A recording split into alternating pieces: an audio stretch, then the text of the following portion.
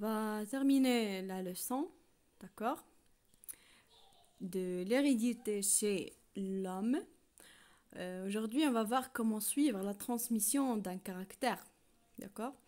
Parmi les méthodes qui permettent de suivre la transmission d'un caractère ou d'une maladie, il y a l'arbre généalogique, ou la shajarat al-wirata, d'accord. L'arbre généalogique. Alors, c'est quoi l'arbre généalogique, pardon? C'est une représentation de tous les individus d'une famille dans laquelle elles sont rangées par génération en exprimant les relations familiales qui les relient. D'accord? Alors, l'arbre généalogique est accompagné d'une légende qui facilite sa lecture. Elle permet de suivre la transmission d'un ou des caractères des parents aux enfants à travers les différentes générations. Alors, ce qui concerne l'arbre généalogique, je vous ai envoyé un exercice sur le groupe sur lequel vous allez répondre. Et vous avez le schéma de l'arbre généalogique sur l'exercice. Alors, quel est le responsable de la transmission des caractères héréditaires, d'accord?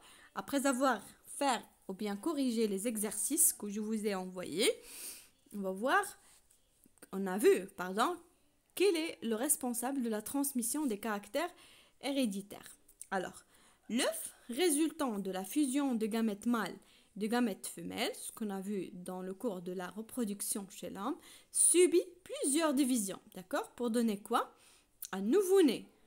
Pourtant, quelques caractères partenaires et quelques caractères paternels, et quelques caractères maternels. Où se trouve le programme génétique responsable de la transmission des caractères? Alors, sur le schéma, vous avez les étapes de la fécondation observées au microscope optique. On a vu tout ça la dernière fois dans la leçon de la reproduction chez l'homme. Alors, au cours de la fécondation, un spermatozoïde, parmi 250 millions, fabriqué chaque jour par les testicules de l'homme, s'unit au hasard à un ovule sur les 500 ovules libérés par l'ovaire durant bien sûr la vie d'une femme. Alors ce sont les étapes de la fécondation, on a déjà parlé de ces étapes, la fusion des deux noyaux et puis la formation de la cellule œuf. Alors qu'est-ce qui se passe? On va proposer quelque chose. Puisque le nouveau-né résulte d'une cellule qui se divise, donc le programme génétique se trouve soit dans le cytoplasme ou soit dans le noyau. C'est normal. Alors, puisqu'on a une cellule œuf qui va nous donner un nouveau-né, on peut supposer que le programme génétique, ou le khabar al-wirati, يوجد soit dans le noyau, soit dans le cytoplasme, parce que l'œuf va subir des divisions. Alors, pour répondre à cette hypothèse, on va réaliser des expériences.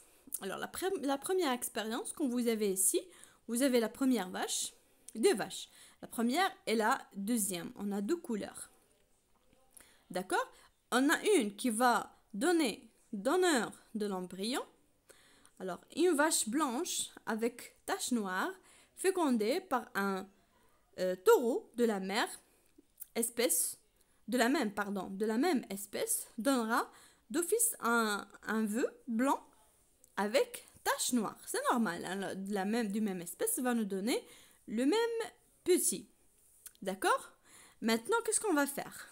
On va prélever des ovules chez une vache de couleur rouge, puis on extrait leur noyau.